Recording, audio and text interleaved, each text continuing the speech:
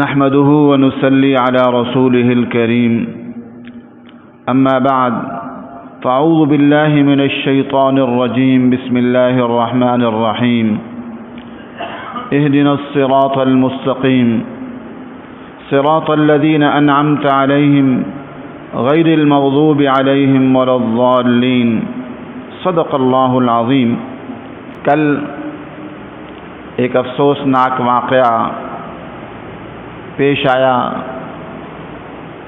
اور وہ واقعہ یہ ہے کہ کل 10 پاکستانی فوجیوں پر حملہ ہوا اور ان کا المناک واقعہ پیش آیا۔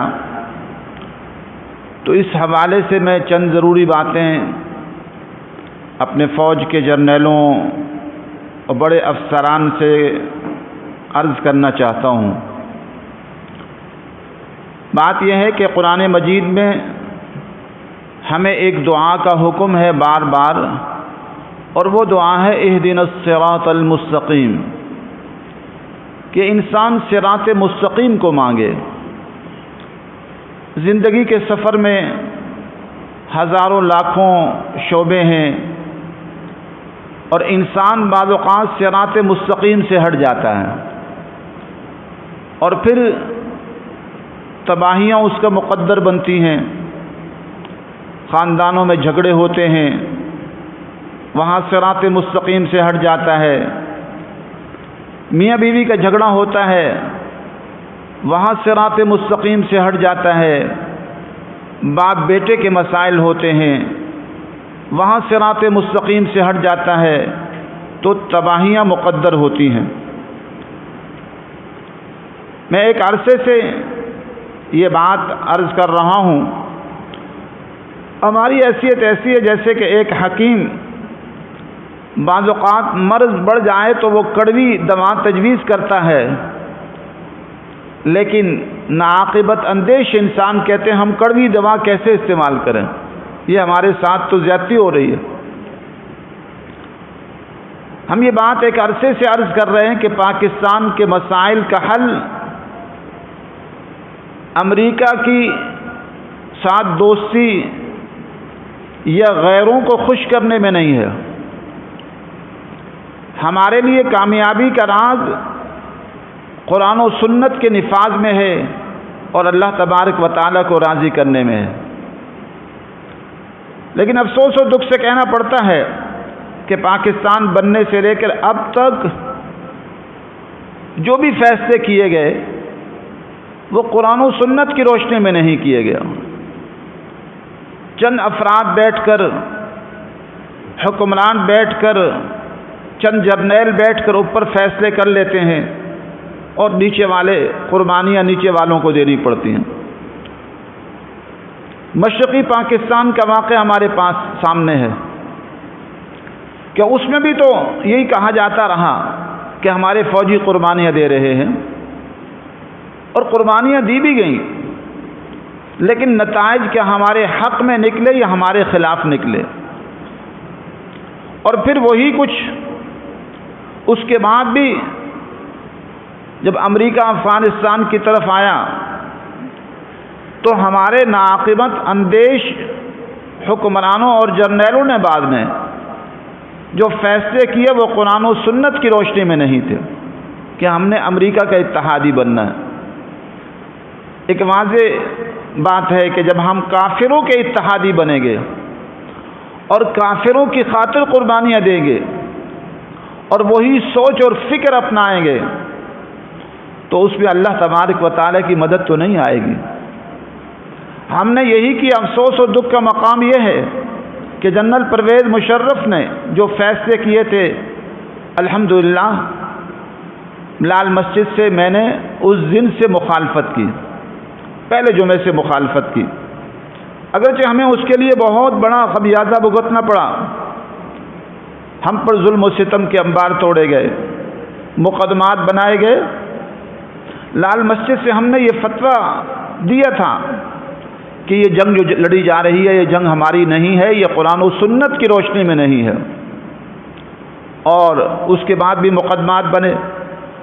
پھر ہم نے اسلامی نظام کی آواز بلند کی اور کہا کہ بدکاری کے اڈے، فحاشی کے اڈے اور یعنی کے اڈے ختم ہونے چاہیے اور پاکستان میں اسلامی نظام ہونا چاہیے، تو ہم پر وہ ظلم و ستم کیا گیا جو تاریخ میں کم ہی ہوتا ہے، جو کربلا کے اندر ہوا تھا، اور کم ہی ایسے ظلم و ستم نہتے لوگوں پر کیا جاتا ہے، اور پھر اس دن سے لے کے آج تک اس کا کوئی مداوع بھی نہیں کیا گیا، اور آج تک بھی وہی ظلم و ستم جاری اور ساری ہے۔ لیکن ہم پھر بھی آپ لوگوں کی ہمدردی میں، چونکہ آپ ہمارے بھائی ہیں اور میں مسجد میں بیٹھا ہوں، اللہ تعالیٰ کو حاضر ناظر جان کر کہتا ہوں اور قسم کھا کر کہتا ہوں، اور میں یہ کہتا ہوں کہ اگر جھوٹ بولوں تو اللہ میری بخشش نہ کرے، کہ آج بھی آپ کے لیے ہمارے دل میں ہمدردی ہے۔ جیسے اپنے بھائی ہوتے ہیں، اپنے بیٹے ہوتے ہیں، یہ جنہوں نے قربانی دی ہمارے بیٹے ہیں، بیٹوں کی جگہ ہیں، لیکن آپ لوگ، ہم یہ سمجھتے ہیں کہ غیروں کے حکموں کی روشنی میں فیصلے کر رہے ہیں، اس لیے غلطیاں کر رہے ہیں۔ پاکستانی قوم دن بدن آپ سے دور ہو رہی ہے، کبھی غور تو کیا کریں۔ آپ جو فیصلے کر رہے ہیں، پاکستانی قوم پر جو ظلم و ستم کر رہے ہیں، دن بدن آپ اپنے لیے حالات سخت سے سخت کرتے جا رہے ہیں۔ پہلے کچھ لوگ آپ کے ساتھ ان کی مخالفت تھی۔ پہلی بات تو یہ ہے کہ یہ سوچئے کہ شہادت تب ملتی ہے جب انسان دین کی سربلندی کے لیے لڑتا ہے، قوم کے لیے لڑنے والوں کو شہادت نہیں ملتی۔ میں نہیں کہہ رہا، حضور صلی اللہ علیہ وسلم نے فرمایا۔ آپ صلی اللہ علیہ وسلم سے پوچھا کہ یا رسول اللہ، ایک آدمی قوم کے لیے لڑتا ہے، وطن کے لیے لڑتا ہے، تو خاندان کے لیے لڑتا ہے، قوم کے لیے، وطن کے لیے، تو کیا یہ شہادت ہے؟ تو آپ نے اس کا اصولی اور موقف جواب دیا، ضابطہ اور اصول بیان کیا، من قاتل لتکون کلمۃ اللہ ہی العلیٰ، او کما قال علیہ الصلوۃ والسلام۔ آپ نے فرمایا شہادت تب ملے گی جو اس لیے لڑتا ہے کہ دین سربلند ہو جائے، دین کی سربلندی کے لیے جو لڑتا ہے، شہادت تب ملتی ہے۔ اب یہاں آپ لوگ خود غور کر لیں کہ دین کی سربلندی ہے یا قوم اور وطن کے لیے لڑنا ہے۔ ٹھیک ہے، قوم وطن بھی اہم چیز ہے، ہم یہ انکار نہیں کرتے، لیکن اصل چیز دین ہے۔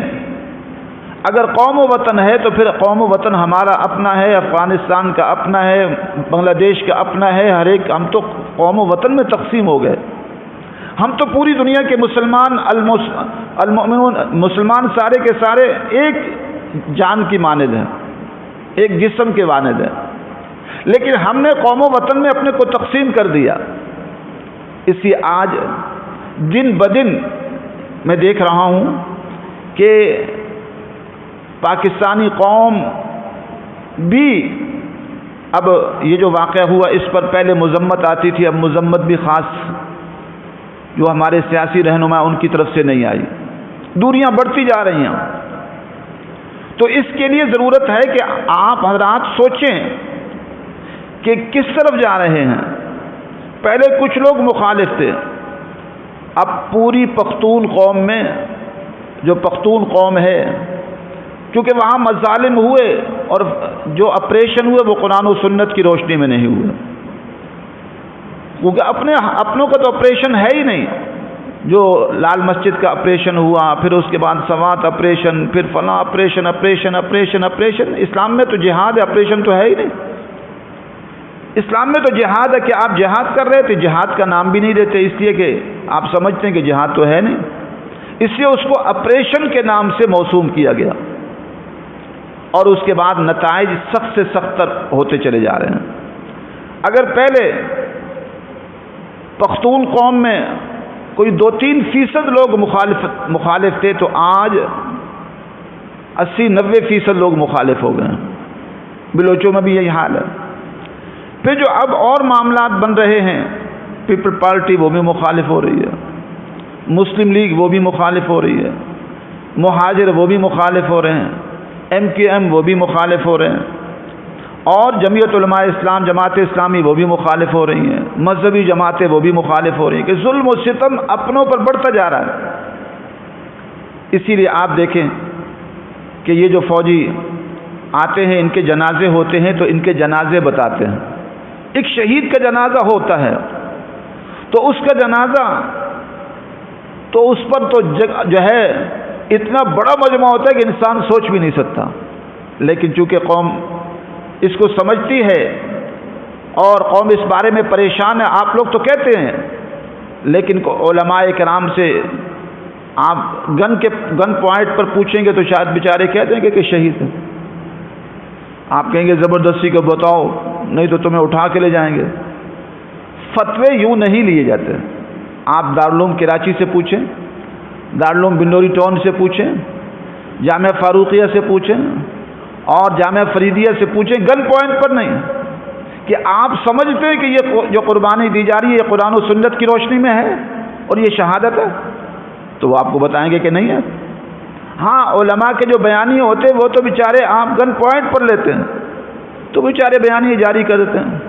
اور اس میں کتنے علماء کو میں جانتا ہوں جو بیانیے جاری ہوئے کہ دستخط لیے گئے، وہ کہتے ہیں ہمیں تو پتہ ہی نہیں، ہمیں تو پتہ ہی نہیں ہمارے دستخط کہاں سے کیے گئے. اس لیے خدارا آپ حضرات سے التماس و التجا ہے، جو حالات کا رخ ابھی اور سخت ہوتا نظر آ رہا ہے، چونکہ ایک تو قرآن و سنت کی روشنی میں آپ جنگ نہیں لڑ رہے. قرآن و سنت کی روشنی میں اگر آپ کی جنگ ہوتی تو کشمیر سے ہوتی. آپ ان مجاہدین کو بھی اب آہستہ آہستہ سختیاں کر رہے ہیں. مدارس کا گھیرا تنگ، دینی جماعتوں کا گھیرا تنگ، جہادی تنظیمیں جو کشمیر اور افغانستان میں کر رہی تھی ان کا گھیرا تنگ، اور پہلے اپنی جنگ بھی قرآن و سنت کی روشنی میں نہیں لڑ رہے. اگر قرآن و سنت کی روشنی میں لڑنی ہے تو پھر اہل حق علماء، مفتیان کرام علماء کی کوئی 50-60 علماء بٹھائیں، دارالعلوم کراچی کے مفتی، بنوری ٹاؤن کے مفتی اور جامعہ فریدیہ کے مفتی، لال مسجد کے مفتی، اور جو حق سچ کہنے والے ہوں ان سے پوچھئے، ان سے رائے لیجئے کہ ہمیں کیا کرنا چاہیے. ورنہ جو مجھے منظر نظر آ رہا ہے، جو کیفیت نظر آ رہی ہے، وہ انتہائی سخت ہوتی نظر آ رہی ہے، انتہائی سخت ہوتی نظر آ رہی ہے. چونکہ اب جو حالات بن رہے ہیں وہ اور سخت ہیں، اور وجہ یہی ہے جب ہمارے فیصلے قرآن و سنت کی روشنی میں نہیں ہوتے تو ہم صراط مستقیم سے ہٹ جاتے ہیں. تو جنرل پرویز مشرف کا فیصلہ قرآن و سنت کی روشنی میں نہیں تھا. ڈاکٹر عافیہ امریکہ کے حوالے، اسامہ بن لادن کو ہم خود حوالے کر رہے تھے جو مجاہدین تھے. اور ظلم و ستم وہ ہے جو ہم سوچ بھی نہیں سکتے. اور جو عقوبت خانوں میں آپ اندر خانہ ظلم و ستم کر رہے ہیں، وہ جو آ رہے ہیں اندر سے، جو 2-3 سال 4 سال 10 سال 15 سال آپ کے پاس رہ کر آ رہا ہے، وہ دبی دبی زبانوں میں سب کچھ بتا رہا ہے آپ کے حالات. اندر سے جو آ رہے ہیں، ہمارے کتنے اساتذہ آئے ہیں، جو شہید ہو جاتا ہے وہ بھی بتاتا ہے، اس کی شہادت بولتی ہے. اور جو واپس آتا ہے، آپ وہ ظلم کرتے ہیں جو قرآن و سنت کی روشنی میں قیدیوں کے ساتھ جائز نہیں ہے. ان کو ننگا کرنا، ان کو کرنٹ لگانا، ان کے ساتھ وہ سلوک ہیں جو امریکہ میں بھی روا نہیں ہے. اس کا نتیجہ یہ ہے کہ جب ایک شخص کو آپ چھوڑ تو دیتے ہیں، مار دیتے ہیں، تو پھر بھی شہید کر دیتے ہیں، تو پورے علاقے میں اور پورے خاندان میں نفرت پیدا ہوتی ہے. اور اگر وہ واپس آتا ہے تو آپ کی ساری داستانیں سنا کر بتلاتا ہے کہ آپ لوگ کیا کرتے ہیں، اور یہ جو کچھ آپ اندر کرتے ہیں قرآن و سنت کی روشنی میں ناجائز اور حرام ہے. لیکن علماء کرام اس لیے بولتے نہیں کہ بیچاروں کو آپ اٹھا کے لے جاتے ہیں گن پوائنٹ پر. آپ تو وہ کیسے بولیں آپ سے؟ فتوے گن پوائنٹ پر نہیں لیے جاتے، فتوے پوچھے جاتے ہیں قرآن و سنت کی روشنی میں، آزادی کے ساتھ پوچھے جاتے ہیں. اس سے ہمیں افسوس ہے کہ جو ابھی 10 فوجیوں کا سانحہ پیش آیا ہے، اور اللہ نہ کرے اللہ نہ کرے اللہ نہ کرے جو کیفیت نظر آ رہی ہے یہ تو آگے اس سے کئی گنا بڑھتی نظر آ رہی ہے. چونکہ اب تو پوری قوم کو آپ لوگ مخالفت پر لے جا رہے ہیں. پیپل پارٹی مخالف، مسلم لیگ مخالف، جمعیت علماء اسلام مخالف، جماعت اسلامی مخالف، جہادی تنظیمیں مخالف، لبیک یا رسول اللہ مخالف، اور کوئی جماعت آپ نے چھوڑی نہیں ہے. جو آپ کی آج سے 4-5-6 سال پہلے حامی جماعتیں تھی بھی، آپ نے ان کو سب کو اپنے غلط فیصلوں کی وجہ سے مخالف کر لیا ہے. اس لیے تو قرآن کہتا ہے اہدنا الصراط المستقیم، صراط مستقیم کو مانگو۔ نمازیں آپ لوگ نہیں پڑھتے، اب فوج کے اندر میں تو سمجھتا ہوں نماز کی پابندی کا اعلان ہونا چاہیے، اور آپ حضرات ہی اس ملک کو کوشش کریں تو یہاں قرآن و سنت نافذ ہو سکتا ہے، فیصلے قرآن و سنت کی روشنی میں ہو سکتے ہیں، فیصلے اہل حق علماء کو بلا کر ہو سکتے ہیں، اور ان کی روشنی میں ہوں تو پاکستان پوری دنیا کا ایک اسلامی مرکز بن سکتا ہے۔ اور جو اب کیفیت نظر آ رہی ہے، اللہ تعالیٰ کے ہم پر عذاب آ رہے ہیں، یہ مہنگائی عذاب ہے، اور حالات کا بگاڑ ایک عذاب کی طرف جا رہا ہے۔ اللہ تبارک و تعالیٰ سے دعا ہے کہ اللہ تبارک و تعالیٰ ہمیں قرآن و سنت کی روشنی میں فیصلے کرنے کی توفیق نصیب فرمائے، اور قرآن و سنت کے نفاذ کی فکر نصیب فرمائے۔ وآخر دعوانا الحمدللہ رب العالمین۔